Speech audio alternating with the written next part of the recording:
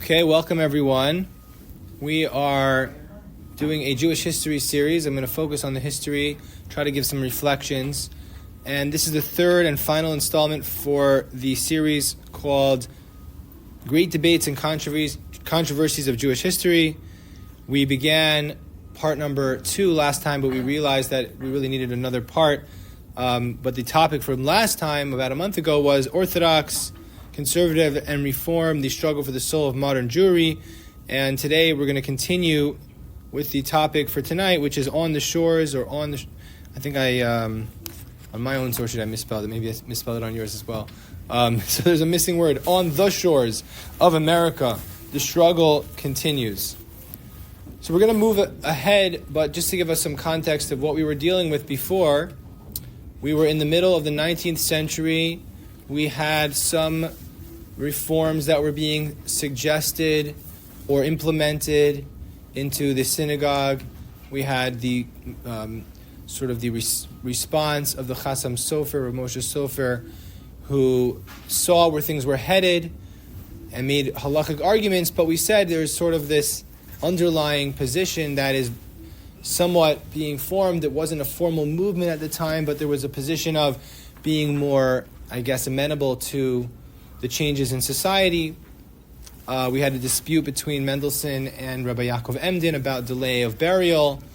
We followed a little bit of back and forth with that correspondence. But we're seeing different, signs of change, and we discussed Yehuda Geberer's thesis about how the principal factor of secularization in the world at large, and certainly the Jewish people, was more about the changes of modernity and industrialization and globalization and all the factors happening around the world, and not what often is told as the narrative. These other movements were so popular and so compelling that they moved us away from traditional Judaism. But it seems to be that it wasn't an ideological.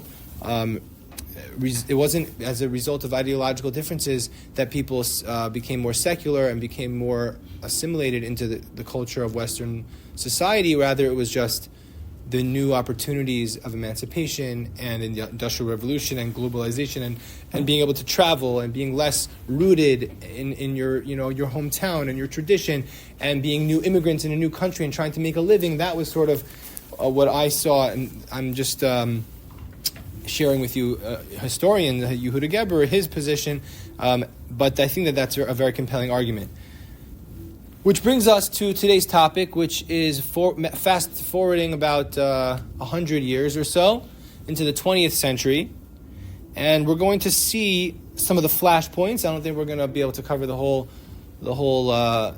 topic tonight, but we're just going to focus on some of the history of the flashpoints of controversy, where the lines between orthodoxy and conservative formed, and hopefully we'll also try to understand the current debates and perspectives that people have in light of the history. So that's really what we're going to try to do today. So I'm going to start from an interesting place. And you can take a look, by the way, just on the source sheet. I try to list some of my source materials, so you can take a look there to see where I'm coming from, and I'm not just making this up, but you can take a look at some of the material that I used to research the topic. So in the first source, we're going to begin with an interesting place. And this is, how do we define these movements? Orthodox, conservative, reform. As we mentioned, they're sort of all responses to modernity. There's a response to try to meet the times, to change tradition. There's a response to double down and to hold on to the tradition. But these are all responses, nonetheless, to a new reality. And there was some discussion between different rabbis or congregations in the early 20th century in North America as to how to define these terms. What does it mean to be modern Orthodox? It was debated even back then. I think it was asked in my my Zoom praba when I was coming here 2021. And what is modern Orthodox, capital M, lowercase o, I don't exactly remember, but everyone talks about how do you define these terms, and this was debated even back then between Reform, Orthodox, Conservative, And there's just, I think, a nice summary in Zev Elif's work, Modern Orthodox Judaism. And this is source number 1. He writes that these terms were very difficult for them to come by. And he mentions that in the 1940s, the rabbi of Kinz, which is a congregation which still exists today in Chicago, he argued that it identified as Orthodox and sat men and women together. And therefore, he wanted to say the two most important features of an Orthodox, quote-unquote, congregation were that it conducted its worship with the traditional prayers and that its pulpit was assigned to an Orthodox seminary-trained rabbi. In other words, it's not about the mixed pews, which I know that many people see that as the demarcation line, which I think people know a lot about that. Therefore, I'm actually not going to talk so much about the mechitza issue. We can deal with that at a different time, but I'm going to focus a little bit more on different areas.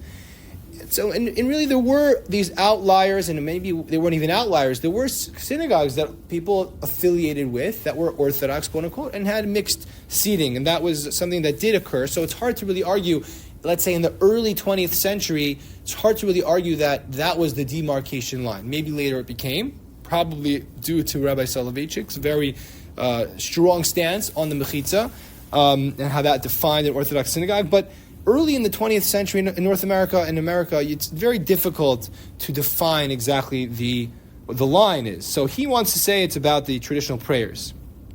Okay. With that in mind, what happens is in the 1920s, as we'll soon see, this Rabbi Mordechai Kaplan, he becomes the rabbi of the Jewish Center, and he writes a book about what he believes is called the Reconstruction of Judaism. And he starts to promulgate certain positions that don't seem to be very traditional. But it takes up until 1945, when he publishes what's called the Sabbath Prayer Book, or Seder Tfilos L'Shabbos. In 1945, Mordechai Kaplan publishes this book. This is way after, we'll soon see a little bit of the history of the Jewish Center, but this is after he leaves this congregation and takes about half of them with him. In 1945, he comes out with this publication. And part of, you could see, I have some pictures of it, part of the issues that many took with it was, if you could see the source number 2, and the reason why I mention this is because this is what defined, according to some, what Orthodoxy was the focus on the prayers. And he writes, this is in the source number 2, this is from an article about the excommunication, as we'll soon see, of Mordechai Kaplan, probably one of the only few examples of a modern excommunication. So the author Silver, he writes that in the introduction, the co-editors point out, people expect the Jewish prayer to express what a Jew should believe about God, Israel, and the Torah, and about the meaning of human life and the destiny of mankind. We must not disappoint them in that expectation. But, and here's the kicker, unless we eliminate from the traditional text statements of belief that are untenable and of desires which we do not or should not cherish, we mislead the simple and alienate the sophisticated. Thus, Kaplan and his co-editors notably eliminated references to several doctrines: Jews as a chosen people, the personal Messiah, a supernatural God who has a role in daily life, divine retribution, and the restoration of the temple sacrificial cult. Now, we mentioned the sacrifices. That was already challenged at the time, on any prayers that were talking about the rebuilding of Jerusalem. But this is even further, right? This is taking away any reference to personal God. They actually shortened the Shema, and many of the JTS faculty, remember JTS, which we'll soon see, but a lot of it was nominally staffed by Orthodox, at least Orthodox trained rabbis. And therefore, the leaders of the JTS, Louis Ginsburg, Shaul Lieberman, were very, very upset with Mordechai Kaplan, who was on their staff. So what happens is, in 1945, the Agudas HaRabbanim, which was primarily a European it was in America, but it was mostly Europeans who had migrated there.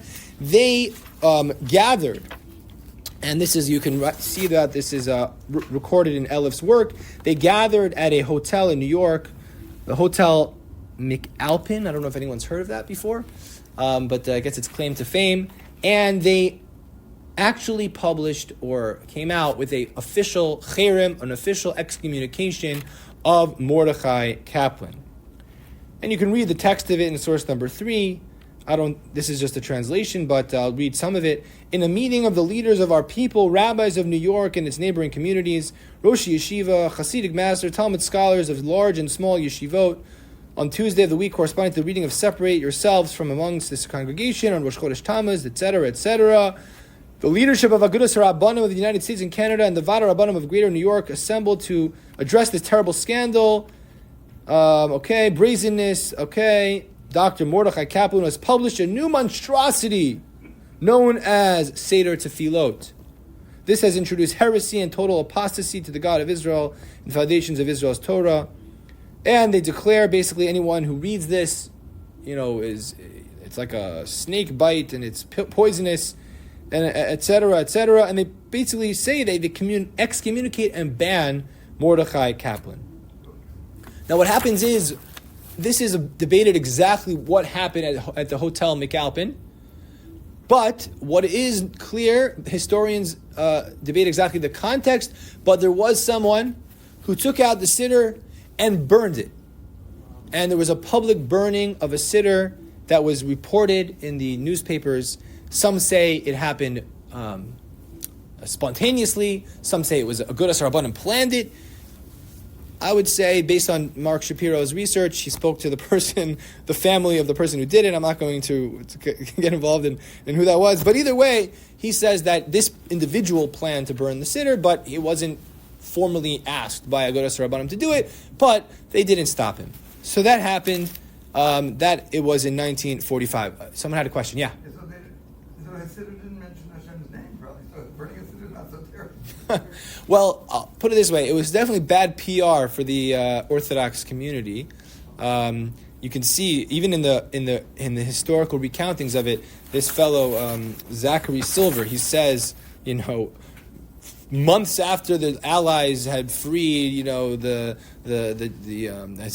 had declared victory over the Germans and the Axis, and here we have these Jews like infighting. So it was really, and that's even like 50 years ago, and he's writing about 50 years after and writing about this. It was definitely a flashpoint of controversy. I only have the few pictures.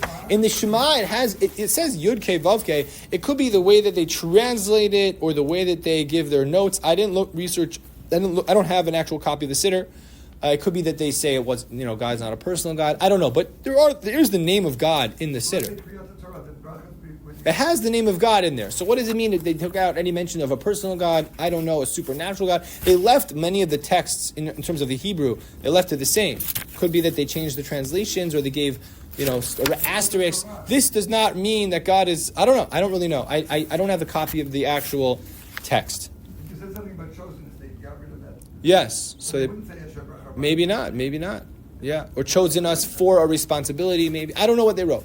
I'm not sure. So I'm not going to focus so much on the excommunication, but I want to show you, I guess, an interesting twist of fate. So, as I mentioned, that Mordechai Kaplan, he founded the Jewish Center. He had this idea of a community structure, like we have this idea of a JCC. That was really Kaplan. Kaplan, his idea was you have these clubs, and this is in the 20th century in America. These men's clubs and social clubs and country clubs, and he said, we should have a center. It's not just enough to have a shtibel or a shul, but there should be a community center where they have classes, they have a gym, they have a pool, and that was his vision that's why it was called the Jewish Center. And the idea, I think, was very successful in the 1900s in America, but eventually he was basically asked to leave, or he left. There was too much controversy surrounding him. And one of the writers who, went after him in the early 20th century before he was asked to leave his shul was a young man named Leo Jung from Cleveland. He actually was from London, and he studied in other places in yeshivas. A very, very special person, Rabbi Leo Jung. And he wrote these, responses. I don't have a copy of them, but I'm reading from source number 5. Dovi Safir has a great article. Actually, in Mishpacha magazine, it was a pretty, I would say, scholarly article from Mishpacha magazine, and he wrote about Rabbi Dr. Leo Young. And in a interesting twist of fate, after Rabbi Mordechai Kaplan leaves the Jewish Center, who becomes the next rabbi of the Jewish Center? This young rabbi from Cleveland, Rabbi Leo Young, and he was at the forefront of sort of bridging the idea of modernity and orthodoxy, and he actually preferred the term a Torah Jew, Torah Judaism. So without getting into the history of the Jewish Center, but that was part of the story of the excommunication of Mordechai Kaplan, sort of drawing those red lines. Now, what happens after that is very interesting. The spotlight starts to shine on another individual who I think is also a fascinating example of sort of these lines that are not exactly clear between orthodoxy and, let's say, the other movements, and that is Rabbi Shaul Lieberman. So Shaul Lieberman, I mentioned him before. He was already at the seminary. He had come there about 5 years prior from Israel. He was working at the Harry Fischel Institute in Israel and had an opportunity and came to teach at the seminary.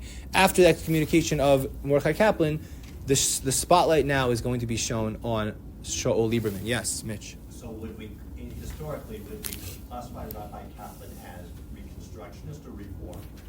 Well, he had this new vision, and I'm not sure what he would say. I believe he wrote this book called Reconstructionist Judaism. I believe that was because he preferred that term. I don't know if it matters. It was definitely a break from traditional Judaism, which he envisioned. But there was this idea of building a Jewish culture and building a center. It was all part of his idea. It wasn't just, it happens to be, he had this good idea of a center, but he was, had these different untraditional thoughts. It was all part of his vision of building culture rather than creed and dogma. I say that not as from a place of expertise. I didn't read his work carefully. I just read a little bit about the Cherem. So just to give a little context, people don't know, and I say this about myself, maybe everyone here does know, but people don't realize Shaul Lieberman, he has correspondence with the Chazon Ish, who was his relative. He was considered one of the Gedolei Yisrael by Gedolim. You could see in source number 6 in the Kisvei Harav Yechiya Yaakov Weinberg of the Sridi Eish, one of the Gedolei Ador, the great leaders of the generation. He refers to Shaul Lieberman in a letter, Hagon Hamufla Per Hador, right? The great, wondrous splendor of the generation, Maharash Lieberman Shlita. Rav Shaul Lieberman was, he was one of the great Lithuanian geniuses and respected by many, many Gedolim, not just Rav Yechiya Yaakov Weinberg. Rav Soloveitchik writes about him like this, and many, many others. And it was sort of a question when he joined the seminary. It was this question, what's going on exactly? Yes, there were all other teachers that were from the Orthodox camp, but the Agudas Rabbanim and sort of the more traditional camp always had this question: why was Shaul Lieberman, this great Gaon, why was he teaching at the seminary, which had very strong ties to the conservative movement? However, once Mordechai Kaplan, who maintained his position at the seminary, at the Jewish Theological Seminary, once he was excommunicated, there was an open letter that was written by the Agudas HaRabbanim. You can take a look here in source number 8. You can see it's called a Michtav Galui, an open letter, which was written in Hapardes. Hapardes was a journal that was published by Rabbi Shmuel Aaron Halevi Pardes. That was why it was called Hapardes, who lived in Chicago. And it was very strongly affiliated with the Agudas HaRabbanim. I don't think it was literally their journal, but it was very strongly associated. It was a monthly, and there was an open letter written by the Agudas HaRabbanim in 1945. And they write basically to him what I said to you before. They said that, we always had this question as to why you, Shaul Lieberman, it was an open letter addressed to Shaul Lieberman in the pages of Hapardes, and they said, we don't really understand why you did this to begin with, just to show you how they referred to him. They referred to him, and you can take a look, as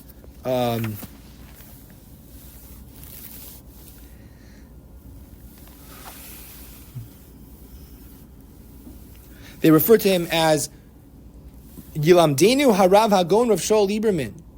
Like, teach us this great Isha Shkolos, Gavru Rabbo, this great person, I guess like a Renaissance man of some sorts. They refer to him very, very with a lot of honorifics and respect, and they say to him, Yilamdenu Rabbeinu, tell us why you are going ahead and maintaining your position at the seminary when you have someone who is an apikoros, who is a heretic like Mordechai Kaplan on your staff. Now, it does appear from some records that initially, after the cherem was issued, that Shaul Lieberman did actually abide by the cherem. What does that mean exactly? He sort of kept away from him. He didn't speak to him. Eventually, over time, it seems to be that the relationship warmed up. But from the journals of Mordechai Kaplan, Mark Shapiro did a lot of this research. It does mention that, he was upset that Shaul Lieberman wasn't talking to him and different things. But they say to him, how could it be that you're at the seminary? And they use a language which apparently was thrown around in the yeshivas. They said, how could it be that Ma Kohen bebeis hakvaris? How could a Kohen go into, and referring to Rav Shaul Lieberman as a Kohen, how could he go into the cemetery? Now, why did he say beis hakvaris? Because people said instead of the seminary, they called it the cemetery. So there's sort of it's a play on a word, but it's saying, how could you, the great Shaul Lieberman, how could you be still at the seminary? Please let us understand what your thinking is. So as you see, the lines are starting to be drawn, and the heat is on Shaul Lieberman at this point. Now, in the next issue of Apardes, they put out a response of Shaul Lieberman. However, it doesn't say what the response was. It says that there was a private letter that was written to the editor, and he asked it to remain private, but he wants people to know that he has a response, and at a time that would be appropriate, he would share his response. You can see I have the letter in source number 9 and the translation as well. What's fascinating is, and I use a lot of his work to prepare for this, Mark Shapiro has a book called Shaul Lieberman and the Orthodox, and he published the letter.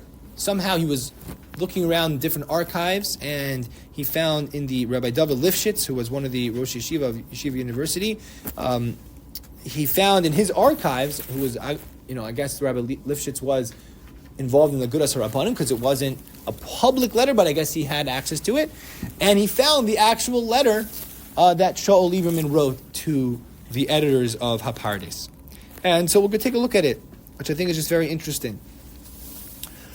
So in this letter, you can see I have most of it's just summarized in Mark Shapiro's book, but if you want to see the actual text of the letter, it's I have it here for you.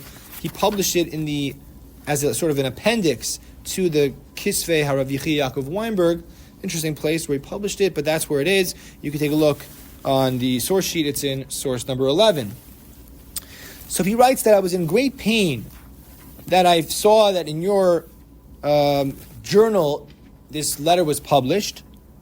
He says, he says, I didn't think that these types of questions should be written about in the public sphere. Like, you have a problem with me, come talk to me. Why are you publishing this public letter? If the heads of the Agudas HaRabbanim chashvu es horasi b'seminar le'isr barer, if they see my being on the faculty of the Jewish Theological Seminary, which is always referred to in Hebrew, it gets confusing, but it's called seminar. I don't know, ha-seminar, but that's what they refer to it as. If they thought that was a formal, clear Isser, lamalo has mino osila din Torah. Why didn't you bring me to a Beis Din? He says, am I so suspicious in their eyes that they would suspect me that I would refuse to come to a Beis Din shegadolei Torah? You see how he's writing like he's one of them. He's saying, why wouldn't you bring me to Beis Din? Oh, you think I'm not going to listen? What, you think I'm so far gone, I'm not going to listen to that?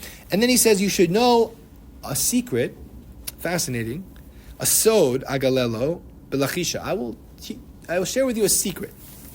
He says, before I went from Eretz Yisrael, before I left Eretz Yisrael, which remember, it was Mandate Palestine, it was before the state, it was 1940 he leaves Israel, he was in Harry Fischel Institute. He says, I asked advice from 3 Gedolei Yisrael. He says, I'm not going to tell you who their names are, but if I need to, I will. It's interesting. He says, if I would share their names if I needed to. And he says, I asked them what I should do. So he says there were 3 answers given. 3 answers given from these 3 Gedolim. One of them said, he doesn't, he says like this, Rak echad mehem lo ratzah lo haros. Only one of them did not want to tell me lo isor v'lo heter, didn't want to rule on the issue. One of them said, I don't see any formal issue with this, any isser bar, any clear isser. And the third said, atah ha'ish, you are the man and you should go and be successful. But ubavad shelo tishtakea sham, but you shouldn't remain there. Okay, well the end of the story is that he does remain in the seminary until his passing. So that's interesting. Who were these 3 Gedolim? So it's speculation, but I think Mark Shapiro's research and speculation is worthy of our attention. He wants to suggest a number of people, or 3, I guess, exactly. He wants to say that it was Rav Yitzchak Herzog, the chief rabbi of Palestine, who was was the president of the Harry Fischel Institute, where Shaul Lieberman worked, very close with Shaul Lieberman. And he wants to say the second probably was Rav Tzvi Pesach Frank, who was, again, close. He says he was served as the chief rabbi of Jerusalem. He was Lieberman's father-in-law. I'm sorry. No. He's quoting somebody else. I'm sorry. I apologize. That was incorrect. He says it was not Rav Tzvi Pesach Frank. This was a suggestion by other historians. So he rejects that because Lieberman's father-in-law was Rav Meir Bar Ilan. The reason why he rejects that is because Lieberman says that these are 3 Gedolim that everyone would agree are Gedolim. So he says, Shekol Am Yisrael Makir B'Samchusam, that everyone would agree that we could rely on them. So he says, Rabbi Meir Bar Ilan was a great man, but he was more of an activist. He was the head of Mizrahi. He wasn't. It wouldn't be necessarily what Lieberman referred to as everyone would rely on them. So he has his own suggestions. So the first is Rav Yitzchak Halevi Herzog. The second he wanted to say was Rav Isser Zalman Meltzer, and the third was Rav Yaakov Moshe Charlap. Okay, fine. Now, so that's an interesting development. You can see that the lines are being drawn. These people who are sort of, I could call them, in the fringes. It's hard to really say. Shaul Lieberman didn't have a connection to the conservative movement. He, at some point, as Mark Shapiro points out, he becomes the rector of the seminary, not just teaching on the staff as a Talmud teacher, as a professor of Talmud, but he did give their smichas. So you can't really say he had no connection with the institution, but as a person, he always saw himself as a Torah Jew, as a Orthodox halachic Jew. And he writes in this letter, which is, responds to his criticism, he says that because I'm at the seminary, I can inspire the next generation. I can make sure maintain that they keep Shulchan Aruch. I'm just reading here from the Mark Shapiro's books, Saul Lieberman and the Orthodox. He says that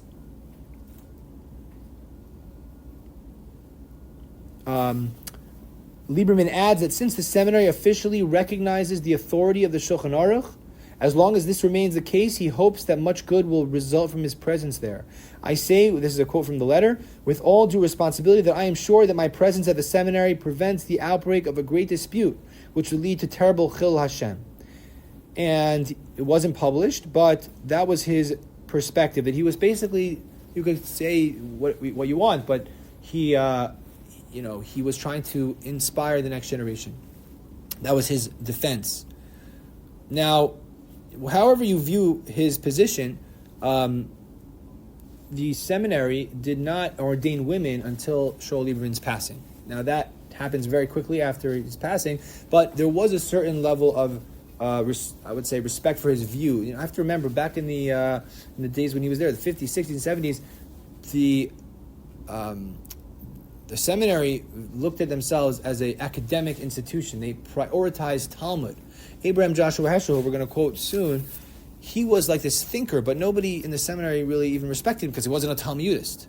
He wasn't, Louis Finkelstein and Ginsburg and Professor Lieberman. They were all, these great academic scholars of Talmud. Heschel was like this, renegade. He went with, marching with Martin Luther King. But in fact, after, in terms of the legacy today, they're going to quote Heschel as their visionary. They're not going to talk about Lieberman. You won't hear anything about Lieberman because now the seminary is not about the Talmud department. It's about social justice and the vision of Heschel is much more prominent. But when in his own lifetime, it was not the case. So I use this as an example because you can sort of see that the case of Lieberman, where he was this great respected Torah scholar, many people there's stories about Gedolim, talking and learning with him, and you see the letters that were written to him, and it's just the Lubavitcher Rebbe is quoted as saying that if he's at the seminary, to I believe Professor Zlotkin, you can teach there. If Shaul Lieberman's there was a certain trust and respect for Shaul Lieberman, but there's sort of this tension underlying, and you see this letter of the Agudas Rabbanim as an example. So that's another flashpoint. And it really is one of and because of the excommunication of Mordechai Kaplan, it sort of was one of the demarcation lines. What is conservative Judaism? What is Orthodox Judaism? And these institutions became more clearly aligned with sort of a different perspective. And this also brought up the question, we're going to skip over the whole Mechitza controversy. I'm going to focus on a different controversy, which I think will also show you that the arguments of each movement were less focused on the, let's say, the Siddur or these types of ideas, but they were also focused on internally, from an Orthodox perspective, what is our correct or appropriate relationship with other movements.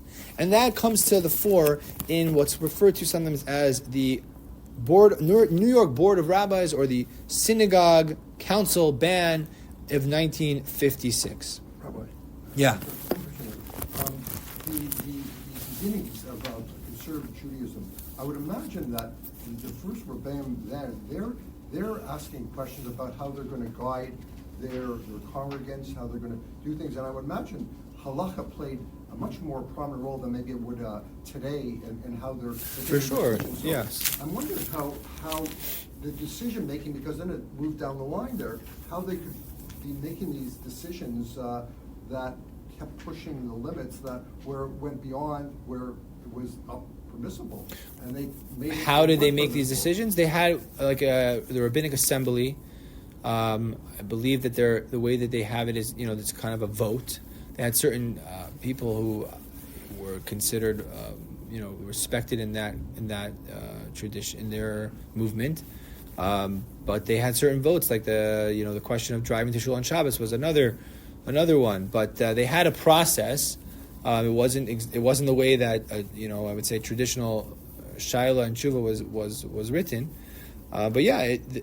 Lieberman definitely kept things more in check, for sure, and the way that he saw his role that way as well. But after Lieberman left, it was different, and we'll see soon Weiss Halivni and how he viewed it and how he left the seminary. So we're going to get there. But even in the 1940s and 50s, there was still this cross-pollination. There were still many teachers who even a lot of the children of these great rabbis were going to the seminary in the 20s and the 30s. So it was not so clear. Was it Orthodox? What was Orthodoxy? So I'm just bringing different examples of where the lines became more clear. And it has to do with how much involvement can the Orthodox community have with these other movements. And that comes to the fore when the 1956 New York Board of Rabbis dispute. So it's not as much a debate between the movements, but it's going to be a debate within the Orthodox community. How do we view the relationship with other movements within the Jewish community? So this is in Zev Elf's book, Modern Orthodox Judaism, source number 12. In 1956, President David Hollander of the Rabbinical Council of America submitted a query about the acceptability of his rabbinical organization's participation in interdenominational bodies. So he kind of like skims over it with his little introduction here, but basically the Rabbinical Council of America was officially part of what was called the New York Board of Rabbis, or that was sometimes referred to as the Synagogue Council. And they were wondering about the permissibility of such a council, which included Reform, Conservative, and Orthodox clergy. And one of the heads of the halachic, I think they call it the Halachic Council. I'll tell you in a second what it was called. It was called the Executive Committee of the Rabbinical Council. No, that was the Executive Committee. It was called... give me one moment. I think it was the Halacha Commission. The chair of the Halacha Commission of the Rabbinical Council of America was Rabbi Joseph B. Soloveitchik, and they posed this question to the Halacha Committee. There was also Rabbi Samuel Belkin, and Rav Chaim Heller, and they formed a Halacha Commission in the 40s and the 50s, and the Rabbinical Council of America posed this query: can we still be part of the Synagogue Council, the Newark Board of Rabbis, if it involves other denominations? 5 days before the scheduled meeting of this is, by the way, I didn't have a chance to put it on your source sheet, but this is from Rabbi Nady Halfgott's book, Community, Covenant, and Commitment. It's a collection of Rabbi Soloveitchik's letters. So there's a series of letters about this question that Rav Soloveitchik wrote. So 5 days before the scheduled meeting of the Halacha Commission, the Rabbinic Advisory Board of the Rabbinical Alliance, a Brooklyn-based rabbinic organization, in special deliberation issued its famous ruling prohibiting Orthodox participation in the Synagogue Council and joint rabbinic boards. So 5 days before, Rav Soloveitchik was going to, and his commission, review this question, there was a letter that was published. You can see it's on your source sheet as well. It was published in June of 1956. A public psak din, again in the pages of Hapardes, it's published there that you may not be part of the synagogue council. There's no Orthodox person or rabbi could join this movement, and you could see all the names there on the bottom: Rav Moshe Feinstein, Rav Kamenetsky, Rav Yaakov Yitzchak Levi Ruderman, Rav Yitzchak Hutner, Menachem Yosef Zaks, who is also a faculty member of Yeshiva University, Rav Rabbeinu Yitzchak Hanan, Rav Aaron Kotler, big names, David Lifshitz. These were people also who were affiliated with Yeshiva University. So they came out with this letter. Now there's two big names that are not featured on this letter. Does anyone want to guess a few names? Rav Soloveitchik is number one. Another one you may not know, but I happen to know because my in-laws live in Cincinnati, and I have learned about him subsequently, and there's a great book on him called The Silver Era, Rabbi Eliezer Silver. Rabbi Eliezer Silver was one of the Gedolim of America, and he would point out, because he was the head of, I believe, some council, I forgot if it was Agudas or Rabbanim, whatever, but they sometimes change names, but it would introduce him sometimes as Rabbi Eliezer Silver will be mechubed with, whatever, Siddur Kedushin. He's the head of the Agudas Rabbanim of America, and he would say, and Canada. So apparently that was his thing. So he did not sign it. I don't know so much about his position, but I do know from my father-in-law, who became a rabbi in Cincinnati. He lived in Cincinnati, Ohio. That my father-in-law shared with me that the JCC is no longer this way anymore, but at the time when he was living there, he had made a compromise with the JCC and certain halachic compromises that they could try to maintain their institution being open on Shabbos, but still have, let's say, avoiding as many Isurim as possible. And he was very involved with Federation and very, more compromising than just saying you can't be involved at all. So it's an interesting story. For many reasons, but this was one of the demarcations that were drawn between the Yeshiva University world and the rest of what we'll call the Yeshiva world in the 1950s, when you see all the Rosh Yeshiva of these other yeshivas said we're not going to have anything to do with other movements, whereas Rav Soloveitchik, we'll see, he sort of deliberates, never fully comes to a conclusion. So that was in 1956. And he writes a letter to Rabbi Klapperman, who was the president at the time of, just a leading member of the RCA executive, that he had, we were scheduled to make this decision, but he writes, our decision not, he says, we're not going to take action. It's going to be taken off the agenda. Our decision not to take action at the present time is motivated by the fact that under the present circumstances that now prevail and for which we bear no responsibility, it is humanly impossible to discuss impartially this most serious matter and to render an opinion meeting high standards of halakhic objectability and truthfulness. So Rav Soloveitchik is saying it's so politically charged right now. It's so heated. There's obviously much discussion and controversy whether you could or you can't, and who's signing and who's not signing. He felt that it would be impossible to render a objective opinion. Fast forward another year, that was on the agenda for the RCA convention. It wasn't just the rabbis get together and have a nice time and, get to meet each other. Every convention they actually had, a halakha commission would sit and they would render decisions. So he writes another letter to Rabbi Sharfman and says, I know that this is on the agenda, but I apologize sincerely. But again, basic principles of hora, of halakha decision-making govern this. I cannot come to a clear decision on this yet, and therefore he delays again. And he keeps delaying, and basically, he never comes to an actual decision. I believe that the RCA was part of the Synagogue Council of New York, but eventually the Synagogue Council wasn't so successful anyways. But this was a major machlokas. So much so, I don't know if this is true. This is hearsay, but they say that that's when Rav Aaron Kotler basically sort of broke ties with many in the Yeshiva University world because of this issue. Because, there was more Zionism, there was more secular culture, whatever. But this was like the battleground. How is this the battleground? Why would this be a problem? So just to unpack a little bit of what we were saying before, the taina, the claim against Shalom Lieberman was how can you associate with an institution like this? And the same argument is against Rav Soloveitchik. They're saying how can you encourage or endorse your organization to be part of a body of rabbis that includes people who we believe are not legitimate. And that's really the question here, which is how do we view other movements? Are they not legitimate? Can you not be in any way part of that?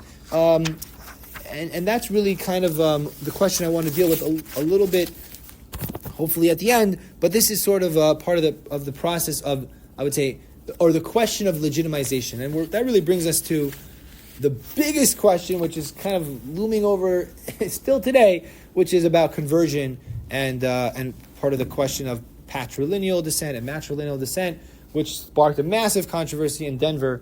But I wanted to take a question first. When you talk about interdenominational bodies, I assume everybody would agree they don't want to discuss kashrut or mikvah or eruv. But what about maybe so, maybe yes. Why not? Okay, but everything's on the table. Fair enough. But what about lobbying for Israel's Sinai campaign, right? Or Soviet Jewry? So in this, there's a letter published in this book. I'm happy to lend it to you, where Rav Soloveitchik does lay out some of his position, not specifically the synagogue board question, the synagogue council, but he does talk about how shared causes he does support. I don't really want to go do a deep dive into his position, but very, very oversimplifying. But yes, he does talk about things that we can all sort of rally against our enemies together, and we need to stay united, etc. Things that we do connect over, and that was written in 1954, before the whole controversy. It's interesting that Moshe Soloveitchik continued to have a very good relationship with Rav Moshe. Yes. Being that they were cousins also. So even after that, they maintained Yes. their relationship. Yes. What's very interesting is what was his relationship with Rav David Lifshitz. Right. David Lifshitz was Yes. University. Yes. So Right. it's very interesting. Like I don't know so much. he lived in an insular world. They didn't talk so much. They also, he lived in Boston, would commute into Yeshiva University, was surrounded by people. Rav David. Rav David lived in his own world. You knew Rav David? He was my rabbi. You were in his shir. Wow. So he started off with the Hare Nenu, that song. Bahavi Ain't Nabi. He started off this man with a song Rabbi Simon used to tell us. I'm going to forget. whatever. There was a song, or no, remember? I don't know. Okay, but yeah, he lived in his own world. Yeah, So like, although he was part of Yeshiva University, yeah. as much as he was like. So it's not a kasha that he signed this. Right. I understand what you're saying. Okay, I see that it's getting late. I'll just mention briefly. You could take a look at this controversy. There was a major controversy in Denver, Colorado, in the 80s. Basically, there was an interdenominational conversion program, Reform, Conservative, Orthodox, Traditional, and some of the more traditional rabbis felt uncomfortable at a certain point when patrilineal descent was really, which is basically that Judaism could pass from the father, not the mother. They felt that they could no longer be part of this joint based in, and they basically wrote this letter, and they had this meeting, and because they left, they then were outed or became public that they were part of this for years and years, and many converts went through this process. It was a whole scandal. You could read about it in the Intermountain Jewish News, but there you could see, another great book about this whole thing is called Jew versus Jew by Samuel Friedman. Really, I would say probably one of the best books on this topic. He does great work with. He's sort of like a journalist and tells the story of individual stories, which are very interesting. But then he sort of builds a larger narrative. Fantastic book. But I don't really want to spend all the time on the controversy. I want to try to give some reflections as well. So that's a really major controversy. Reflecting on Shaul Lieberman and his relationship with the Orthodox. So Mark Shapiro on source number 15, this is just going a little bit back, but I'm trying to come to an end on sort of the history here. He says, recent decades have seen Orthodoxy move to the right, just as conservative Judaism has moved to the left. This is written, by the way, in 2006. You could see how dated it appears, to me at least. As far as the Orthodox are concerned, interdenominational boards of rabbis and synagogue councils are a thing of the past. Conservative Judaism has embraced halachic egalitarianism and as an absolute, and seems on the verge of a major shift in the direction of legitimizing homosexuality. Like that's already, we're not even there anymore. Now we're talking about gender and much different talking about what's happening in JTS. I don't even think they have that many smicha students. But either way, considering the way that the two movements look today, it is hard for many to imagine that there was a time when the divisions were not so stark, when one's denominational affiliation did not necessarily place one in direct ideological conflict with members of the other denomination. There was a time when great Talmidei Chachamim of both denominations could be intellectual comrades, and outstanding minds from the Orthodox world could join their conservative colleagues in teaching Torah. It is a lost world of American Judaism. And to highlight this point, these figures on the margins, we'll call them, that Rabbi David Weiss Halivni, who taught at the seminary for many years, maybe you could say he was a student or inspired by Shaul Lieberman. He eventually, after Lieberman dies and the seminary agrees to ordain women with smicha, so Weiss Halivni feels he has to leave, and he wrote in his memoir, this is just a great line that I love, that's why I quoted it here. We didn't really get into Weiss Halivni and his whole approach to the text of the Talmud and different, his whole, whatever, we didn't get into him. But he writes a great line here. He says, "It is my personal tragedy that the people I daven with, I cannot talk to, and the people I talk to, I cannot daven with. However, when the chips are down, I will always side with the people that I daven with, for I can live without talking, I cannot live without davening." And that's really, some of these figures felt they didn't really have a home. They didn't really have a home in the Orthodox world. They were these grandiose thinkers. We didn't get into Weiss Halivni's approach to Talmud. We didn't get into Shaul Lieberman and his whole. They were these great thinkers. They didn't really fit into the box. And this is another thinker who we mentioned before, Abraham Joshua Heschel. At the Rabbinical Assembly in 1953, look at what he writes. Just incredible. And this is part of the problem of, we talked about the struggle for the soul of American Jewry. We thought at the time that, many pundits were saying Orthodoxy is going to be over, it's done, and the way of the future is the conservative movement. But many people are just looking to be inspired, and the answer of the large synagogue and the aesthetics, and he really just shows that the soul of the synagogue was not able to be ignited. And take a look at what he writes. He's speaking at the Rabbinical Assembly, the rabbinic organ of the conservative movement. Our services, source number 17, our services are conducted with pomp and precision. The rendition of the liturgy is smooth. Everything is present, decorum, voice, and ceremony. But one thing is missing, life. One knows in advance what will ensue. There will be no surprise, no adventure of the soul. There will be no sudden burst of devotion. Nothing is going to happen to the soul. Nothing unpredictable must happen to the person who prays. He must attain no insight into the words he reads. Right, okay, it's basically this monotony. The fire has gone out of our worship. It is cold, stiff, and dead. Inorganic Judaism. True, things are happening. Of course, not within prayer, but within the administration of the synagogues. To be established new edifices all over the country. Yes, the edifices are growing, yet worship is decaying.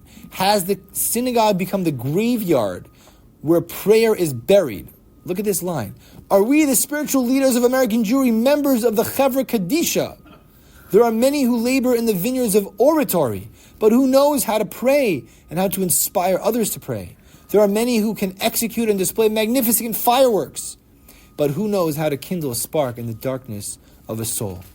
He goes on and on. It's incredible. He's scathing, and he says it's not a question of space, it's a question of time and of the soul and kavana. And you think that this is coming out of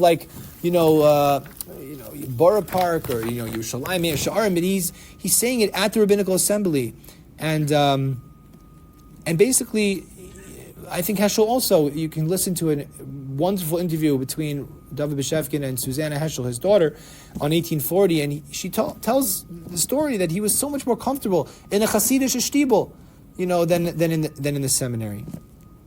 So where do we go from here? We see that there's a lot of controversy. The lines were drawn.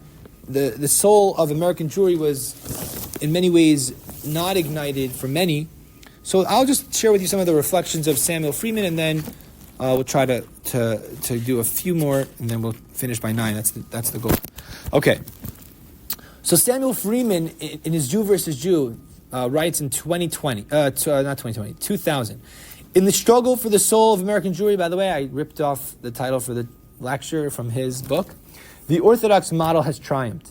To say this is not to say that Orthodox themselves have prevailed, or that only the Orthodox denomination will survive on these shores. But the portion of American Jewry that will flourish in the future, and is flourishing already against the backdrop of ever more complete assimilation, is the portion that has accepted the central premise of Orthodoxy, that religion defines Jewish identity. The Orthodox model could not have won unless America too had won, for the victory of religion was made possible by the demise of secular Judaism. I use the word demise instead of defeat because Jewish secularism was not slain as much as it was loved to death. America made a promise to Jewish immigrants, and to its enduring grandeur as a nation, it kept that promise. It welcomed history's wanderers into a greater whole. It absorbed the wonders Jewish culture had to offer, but once intermarriage is rampant, once bagels outsell donuts, once Seinfeld is a hit, even in boys, then Jewishness as ethnicity, as full culture, as something separate and divisible from religion, is ceasing to exist in any meaningful way. And then he quotes from a Reform rabbi who was once an Orthodox person, Rabbi Rachel Adler, feminist theologian. Rachel herself had lived for more than a decade as an Orthodox Jew, and even after having rejected the denomination because of its limits on women's participation in worship, she spoke with unforgettable poignancy about its sense of community. There is a template of meaning that overlays all your experience, she said. That's something you can only have when you're in a completely intact, practicing community. And this is a point that Rabbi David Beshevkin has made, which is, where are you going to find a mincha minyan on a Tuesday afternoon? A mincha minyan on a Tuesday afternoon is where you have the cultural buy-in by the community, and it's not just, you have the institutional framework. And that affiliation is one of the reasons that the Orthodox community, because of its day school education, because of its success at producing knowledgeable laymen, because of its commitment to this authentic vision, it's really cultivated this strong infrastructure. But, and this I'm going to quote, I'm just going to skip some of the last few sources. I'm going to quote, to finish our discussion, Rav Aaron Lichtenstein. Rav Aaron Lichtenstein, who was the Rosh Hashiva of Yeshivat Har Etzion, the son-in-law of Rav Soloveitchik, he has an article, really very, very special article, that you just came across. It's called Beyond the Pale. It was written, I believe, first for the Orthodox Forum, but I don't believe it exists anymore, the Orthodox Forum. But it's now online. It's called Beyond the Pale, Reflections Regarding Contemporary Relations with Non-Orthodox Jews. And he shares a story, which I was very excited to see because I had heard this story from a recording of Rav Soloveitchik, and I actually published it in our bulletin, but here he quotes part of it as well. He writes as follows in source number 21. This is the only time that Rav Soloveitchik went to Eretz Yisrael. In 1935, he tried out to be the chief rabbi of Tel Aviv, and he lost to Rav Victor Amiel. In the course of his stay in Eretz Yisrael in the summer of 1935, the Rav visited the secular kibbutz of Kinneret. His host pro-offered some fruit, which the Rav naturally but politely declined. Sensing the reason for the refusal to partake of the offering, the kibbutznik observed that he presumed that it was grounded in concerns about kashrut, whereupon he proceeded to inform his thunderstruck guest, Rav Soloveitchik meaning, that the local kitchen was absolutely kosher. So the kibbutznik said, "It's all kosher, Rabbi." And he said, "What? It's kosher?" And he explained as follows. Rav Kook once spent a Shabbat at the kibbutz, and he of course brought his own food, and he ate each Suda with the group, including participation in the Motzei Shabbos fireside kumzitz. Apparently he told stories and he connected with the people. Upon leaving his hosts, he thanked them graciously and concluded with a brief wish. "I hope that next time I'll be able to eat together with you." Sure enough, the Chaverim voted to introduce kashrut in their public Chadar Ochel. So he writes like this. This is Rav Aaron Lichtenstein reflecting on how our relationship should be with non-Orthodox Jews. I am not so Pollyannish as to imagine that such a scenario could be repeated routinely. Rav Kooks are few and far between. Right? It was about his power of his personality that it wasn't just, he said, "Oh, I wish we could eat together. Oh, sorry, Rabbi." But they were so taken by him. He spent the whole Shabbos together with them. They were so moved by who he was. He says that's not going to happen. Nor do I pretend that I would or could have emulated him, letting my yearning for fraternity overwhelm my concern about Tevel and Orlo. Look at that, Rav Lichtenstein writing. I probably would have just eaten it, I would have felt so embarrassed. He says, I don't recall whether relying upon the information to which he had become privy, the Rav ate. He doesn't know if the Rav even trusted what they offered it to him as. But my point relates to an entirely different continuum. Given the currently prevalent winds in our camp, and I would say this has not changed today, and for that matter in that of our adversaries, let us assume that I and my comrades would have abstained. But to the accompaniment of which sentiment? In other words, how would we feel when we say, "No, thank you, we can't eat at this kibbutz"? How many would have felt and expressed Rav Kook's pain? And how deeply? Would we truly yearn for that next time? Consumed by candid regret that it seems to be constantly becoming increasingly remote? In other words, would we wish we could come back? Or would we just be like, no thanks? And even if we sense that under present circumstances we have little choice but to confine ourselves inexorably behind barriers we have jointly constructed, could we at least fully internalize Buria's response to the iniquity which goes into a Gemara and Brachos, which I don't have time for. And then he says as follows. He says, before we choose a course of action, we must effect a change of mindset and a change of heart. We must at the very least reduce the level and the scope of mutual demonization. Where so many people saying, those people, they're the enemy, he says no. He says, yes, there's differences ideologically, that's for sure. But he says, I know that the hour is late. However, as Jews committed to the entirety of Torah, let vitriolic antagonism not prevail routinely and consistently as the sole or even as the dominant passion.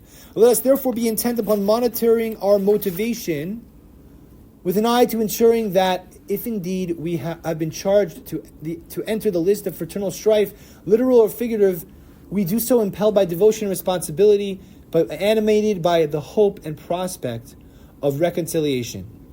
Let's skip down to the last, the second to last bolded part. His point is, what's our mindset? Maybe we have to take a certain stance. Maybe we have to say halacha is halacha. We can't. But are we regretful? Do we feel bad? Do we feel we want to connect with our brothers and our sisters of Mamlechas Kohanim V'Goy Kadosh? Then he says something which I just think is really important. He says that you look around the other movements that are failing. He says, I certainly share in the joy over the growth of Talmud Torah in so much of the Orthodox world, of whatever stripe. And yet we ask ourselves, at a time when Rav Michal Feinstein Zecher Tzaddik Livracha observed pithily half of Klal Yisrael knows nothing of Shema Yisrael, may we simply crow on our laurels? And in other words, are we going to be triumphant and say, look at these other, failing movements. We told them so. Oh, yeah. No. And does anyone imagine that if every this is the final point that I was going to make, and I made this a few weeks ago.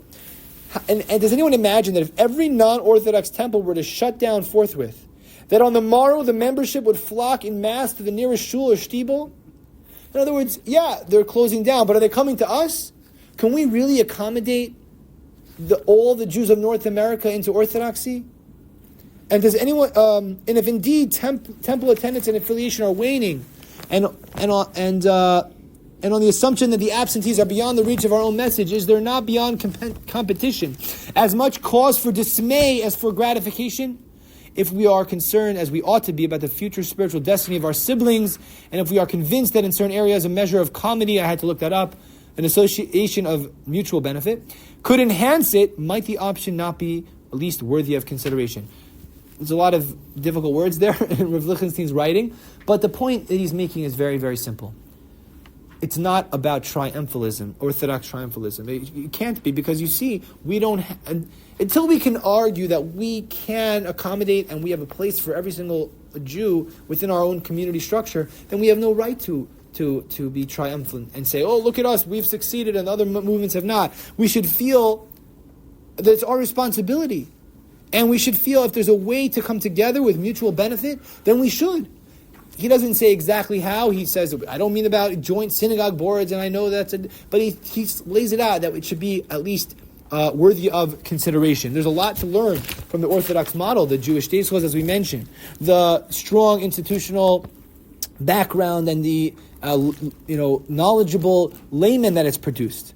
But we have to share our successes with the Jewish world and not demonize and say, no, we have to, as Rav Lichtenstein said, we have to look for ways that maybe we're not like Rav Kook, but we have to look at ourselves in the mirror and say, how many of us would have wanted to continue to be together with that kibbutz, and would have wanted to, or at least would have asked them to kasher the kitchen and to find ways of connecting. It's difficult. It's not simple. And as we mentioned, there's so many flashpoints and there's a history there and there's certain lines that can't be, blurred, and the ideological differences are there. But our perspective has to be that we're part of a nation, we're part of Klal Yisrael, and as he mentions, our siblings, our brothers and our sisters are part of that Mamlechas Kohanim, the Goy Kadosh, our historical community, and secularization is a product of modernity, and therefore it's not necessarily a denominational thing. It's more of a thing that happens to us in the world that we live in. So that's a little bit of the great debates. We'll hold it over here, and anyone who wants to stay and ask some questions, we can, but I know that maybe people have to run to Marv, so we'll hold it here.